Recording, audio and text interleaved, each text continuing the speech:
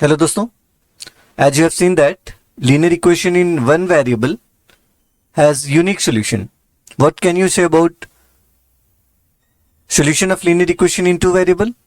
As there are two variables in the equation, a solution means pair of values of x and y which satisfy the given equation.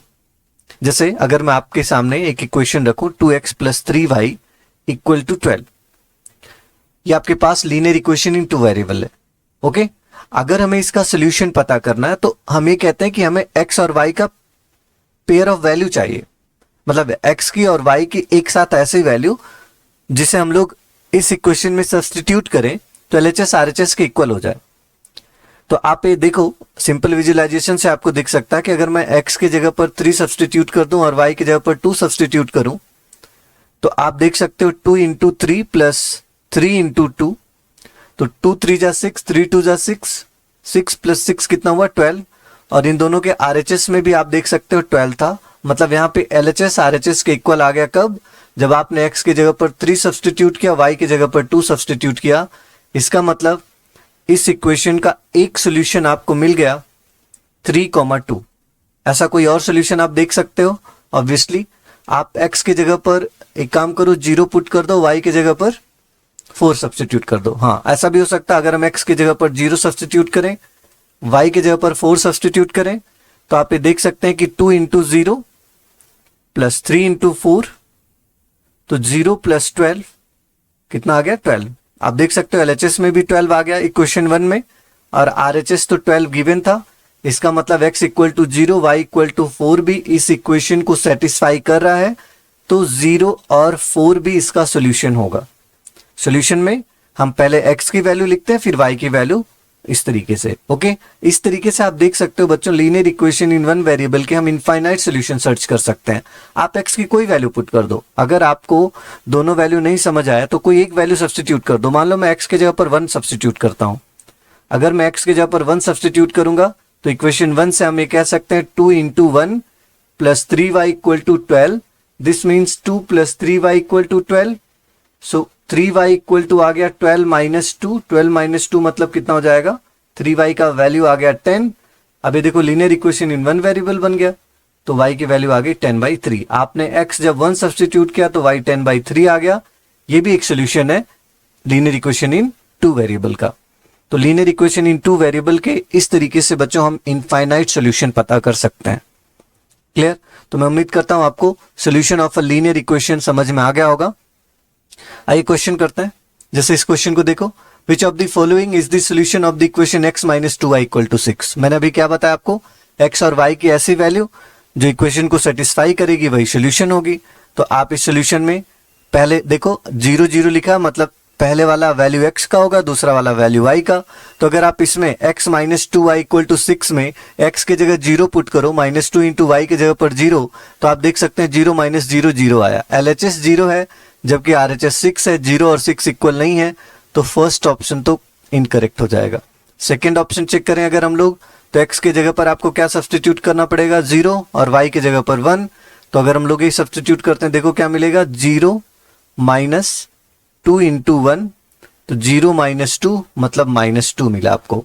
और right side में कितना है? 6 है, तो minus 2 और 6 तो equal हो नहीं सकते, तो ऑप्शन बी भी इनकरेक्ट होगा.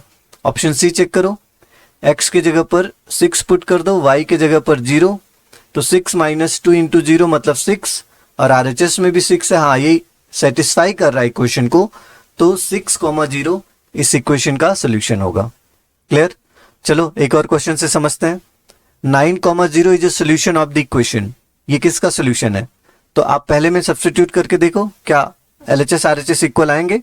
x की जगह पर 9 प्लस पहला वाला वैल्यू आपको मैंने बता रखा है x है, दूसरा वाला y है, तो 9 प्लस 2 इंटू 0, तो 9 प्लस 0 मतलब 9 हो गया. तो लेफ्ट साइड में 9 है, राइट साइड में 3 है. आप देख सकते हैं 9 और 3 इक्वल नहीं हो सकते, तो पहला तो गलत हो गया. दूसरे में y की जगह पर आपको 0 रखना है, तो 9 इंटू 0 माइनस 2 इंटू x की जगह पर 9 प्लस 1, तो ये हो जाएगा 0 माइनस 18 प्लस 1, तो माइनस 17, और राइट साइड में 0 है. आप देख सकते हैं कि सर ये LHS RHS यहां पर भी इक्वल नहीं हो सकते, तो ऑप्शन बी भी इनकरेक्ट है. सी ऑप्शन देखो, x के जगह पर 9, y के जगह पर 0, तो 9 प्लस 7 इंटू 0 इक्वल टू 9, तो 9 इक्वल टू 9, ये ठीक बात है, ऑप्शन सी करेक्ट होगा। क्लियर? अब तो आपको एकदम अच्छे से समझ आ गया होगा बच्चों कि सोल्यूशन क्या होता है। x और y की ऐसी वैल्यू जो इक्वेशन को सेटिस्फाई करे। सेटिस्फाई करे का मतलब LHS RHS के इक्वल हो जाए। इसे भी देख लो, कह रहा है इस इक्वेशन का कौन सा सोल्यूशन है। पहला अगर ऑप्शन करेक्ट होता तो x की वैल्यू 0, y की वैल्यू 1 पर LHS RHS के इक्वल आएगा। अगर आप पुट करते हो x/4 y/3 में, तो x के जगह पर 0/4, y के जगह पर 1/4, तो 0/4 0 प्लस 1/4 1/4, 1/4 1 के इक्वल नहीं है, RHS 1 है ना, तो 1 के इक्वल नहीं है, इसलिए ऑप्शन ए इनकरेक्ट है। ऑप्शन बी चेक करो, x के जगह पर 0/4, y के जगह पर 3/3 इक्वल टू 1। तब आप ये देख सकते हो कि 0 प्लस 3/3 1 हो गया इक्वल टू 1। हाँ, तो 1 equal to 1, option B is correct. Clear? Next question, 03 is a solution of. 03 किसका सोल्यूशन है? तो अभी क्वेश्चन आपने ऐसा देखा, चलो पहले में रख देते हैं x के जगह पर 0, y के जगह पर 3, तो 0 प्लस 3 कितना आएगा 3, और 3 7 के इक्वल नहीं है, RHS में 7 है ना इसमें, तो ये आंसर नहीं हो सकता, सोल्यूशन नहीं हो सकता इसका। इसमें देखते हैं x के जगह पर 0 प्लस 2 इक्वल टू 3, तो 2 इक्वल टू 3 इम्पॉसिबल है, 2 3 के इक्वल नहीं है, तो ये भी गलत है। x minus Y equal to 2, x के जगह पर 0, y के जगह पर 3 इक्वल टू 2, मतलब -3 को कह रहा है 2 के इक्वल हो ही नहीं सकता, ये भी गलत है। यहाँ पे देखो, अगर x के जगह पर 0 पुट करें प्लस y के जगह पर 2 इंटू 3 इक्वल टू 6, हाँ तो 6 equal to 6, option D correct होगा। Clear? How many solutions of a linear equation in two variable has. Linear equation in two variable के कितने सोल्यूशन होते हैं बच्चों? Infinitely many solution. ये वाला क्वेश्चन देखते हैं, determine the solution of the equation. 2 solution पता करना इस इक्वेशन के। इक्वेशन के आपके पास 3x minus 9y plus 8 equal to 0। आपको क्या बताया अभी हमने कि linear equation in two variable के इनफाइनाइट सोल्यूशन हो सकते हैं। चलो हम लोग कोई भी सोल्यूशन पता कर लेते हैं। आप क्या करो, कोई भी 2 सोल्यूशन पता करना, x के जगह पर एक बार 0 रख दो।